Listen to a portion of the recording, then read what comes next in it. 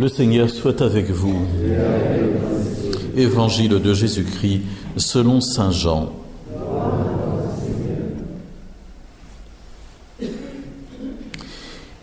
Il y eut un homme envoyé par Dieu, son nom était Jean.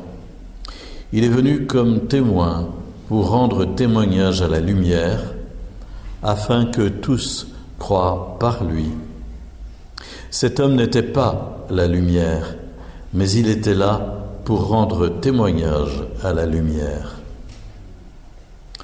Voici le témoignage de Jean, quand les Juifs lui envoyèrent de Jérusalem des prêtres et des Lévites pour lui demander « Qui es-tu » Il ne refusa pas de répondre. Il déclara ouvertement « Je ne suis pas le Christ ». Ils lui demandèrent « Alors, qu'en est-il? Es-tu le prophète Élie ?» Il répondit « Je ne le suis pas. »« Es-tu le prophète annoncé ?» Il répondit « Non. » Alors ils lui dirent « Mais qui es-tu? Il faut que nous donnions une réponse à ceux qui nous ont envoyés. Que dis-tu sur toi-même » Il répondit « Je suis la voix de celui qui crie dans le désert, redressez les chemins du Seigneur, comme a dit le prophète Isaïe. » Or, ils avaient été envoyés de la part des pharisiens et ils lui posèrent encore cette question. « Pourquoi donc baptises-tu, si tu n'es ni le Christ, ni Élie, ni le prophète ?» Jean leur répondit, « Moi, je baptise dans l'eau, mais au milieu de vous se tient celui que vous ne connaissez pas. C'est lui qui vient derrière moi. Et je ne suis pas digne de délier la courroie de sa sandale. » Cela s'est passé à Béthanie, de l'autre côté du Jourdain, à l'endroit où Jean baptisait.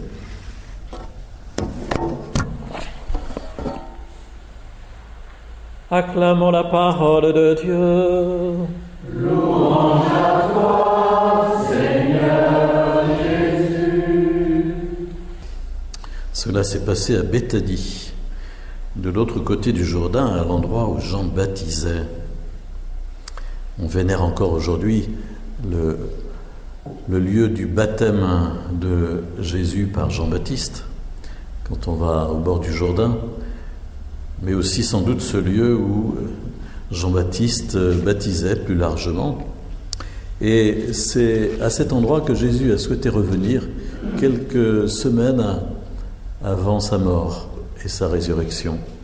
Il s'est retiré à Béthanie, là où tout avait commencé finalement, et il avait besoin de silence, de prière et de préparation. Donc ce lieu est un lieu important pour le cœur de Jésus et voilà, pour Jean-Baptiste aussi. Et vous avez remarqué comment Jean-Baptiste est vraiment soucieux de ne s'approprier en rien quoi que ce soit qui ne lui soit pas départi par Dieu. Il dit clairement « Je ne suis pas le Christ ».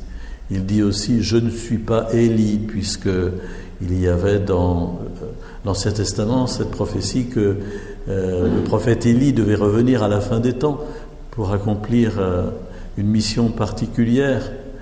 Et il dit « Ce n'est pas moi ». Il dit « Je ne suis pas non plus le grand prophète », celui qui avait été annoncé au livre du Deutéronome et que Moïse avait annoncé comme étant celui qui viendrait et dont la parole serait forte et qu'on devrait accueillir vraiment comme parole de Dieu. Ce n'est pas moi, le prophète annoncé. Donc c'est décourageant pour ceux qui viennent poser des questions. Et il se définit simplement comme une voix qui annonce, qui prépare. Voilà. Et alors à la question « Pourquoi baptises-tu » il va dire aussi « Mais de toute façon, moi, ce que je fais, c'est pas grand-chose. Je baptise dans l'eau, mais derrière moi vient celui qui baptise dans l'Esprit Saint. » Du moins, ce n'est pas ici qu'il le dit, il le dit ailleurs, mais voilà, celui que vous ne connaissez pas et qui vient derrière moi. Et je ne suis vraiment pas digne de lui prêcher la pénitence de délier la courroie de sa sandale. Vous voyez cette grande humilité de Jean-Baptiste, au fond, qui ne s'approprie en rien quelque chose qui ne soit pas de son ressort. Alors, petite réflexion, l'humilité, ça ne consiste pas forcément à s'effacer comme ça. Vous savez, il y a des gens qui sont tellement humbles, on a l'impression qu'ils voudraient gommer leur présence, qu'ils voudraient être transparents, qu'ils voudraient ne pas être là. Et c'est une sorte de pathologie, ça, qui est plutôt psychologique. Hein. Mais c'est pas ça l'humilité. L'humilité ne consiste pas à s'effacer comme ça, comme si vraiment ça nous pesait d'être ce que nous sommes. L'humilité, c'est la vérité. L'humilité, c'est la vérité. Donc il faut savoir reconnaître en vérité tout ce que Dieu nous a donné, qui est Dieu, qui nous sommes, le reconnaître en vérité et être à l'aise dans cette vérité. L'humilité, c'est la vérité. Et donc, il n'y a pas cette caractéristique de fausse situation, mais on n'hésite pas à, effectivement, dire ce que Dieu a fait, ce que Dieu a donné, à condition de rendre gloire à Dieu, à condition de lui rendre la gloire et de reconnaître que tout vient de lui. Et voyez, nous trouvons cette perspective aussi dans la première lecture et dans la seconde lecture. Dans la première lecture, on entend le prophète Isaïe qui parle au nom du Messie à venir. L'Esprit du Seigneur Dieu est sur moi. Le Seigneur m'a consacré par l'onction. Il m'a envoyé annoncer la bonne nouvelle aux humbles. Et puis, le prophète Isaïe, plus loin, parce qu'on a fait une coupure dans la lecture, dit ceci: « Je tressaille de joie dans le Seigneur. Mon âme exulte en mon Dieu, car il m'a vêtu des vêtements du salut. Il m'a couvert du manteau de la justice.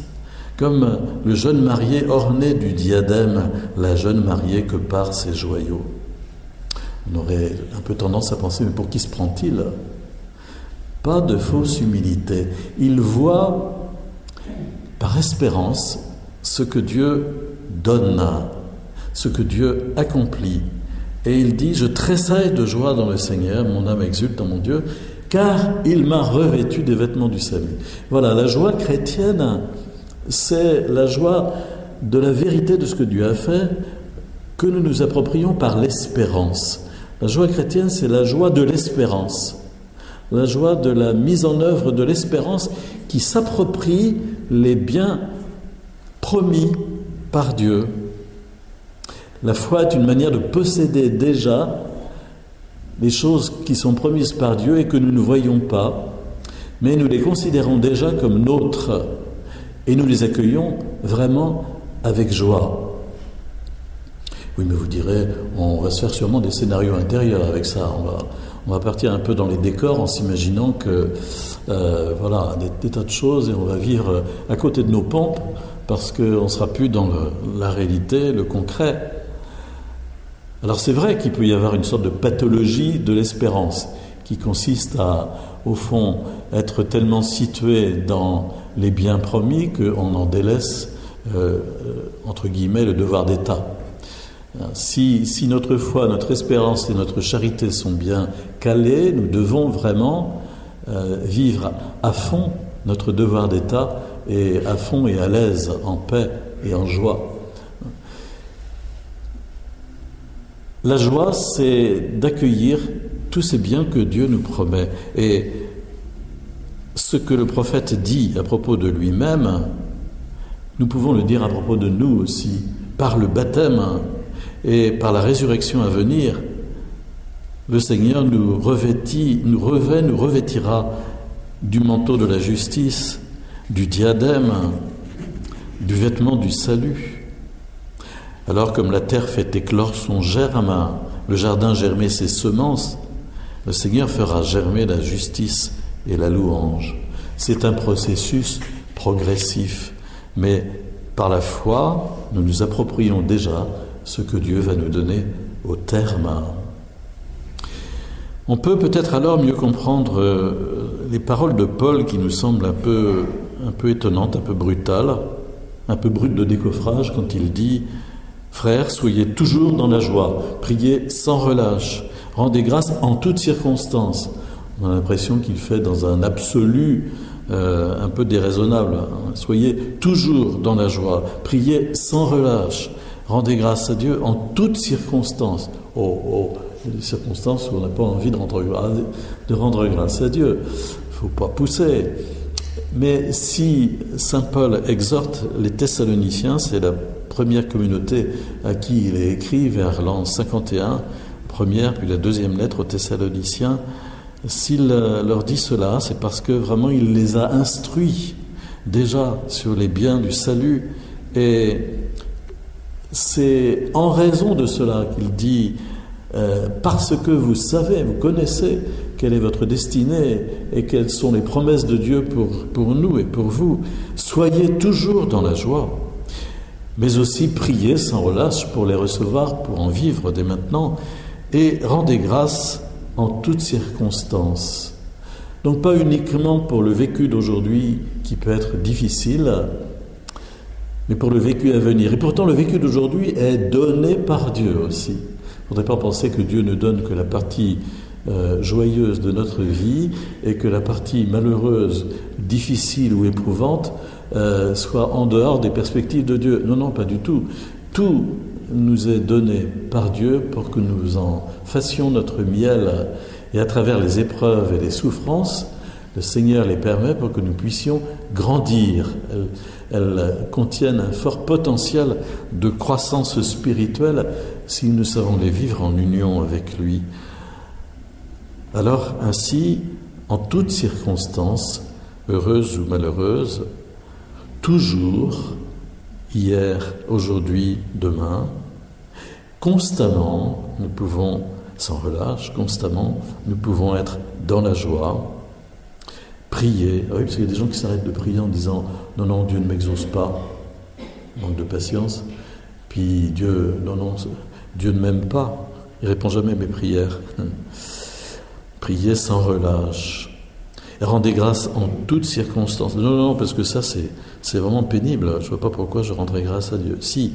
Et Paul ajoute, c'est la volonté de Dieu à votre égard dans le Christ Jésus.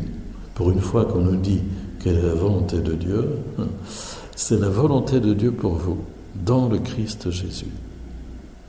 Nous pourrons relire ces deux petits versets de 1 Thessaloniciens 5, 16 et 17. Soyez toujours dans la joie, et c'est pour ça qu'on la lit le 3e dimanche de l'Avent, qui s'appelle le dimanche de la joie, parce que les lectures sont plus orientées dans cette direction. Alors il y a des prêtres qui se croient obligés de mettre des ornements roses pour marquer cette perspective de joie. Soyez toujours dans la joie, priez sans relâche, rendez grâce à Dieu en toutes circonstances. C'est la volonté de Dieu à votre égard dans le Christ Jésus.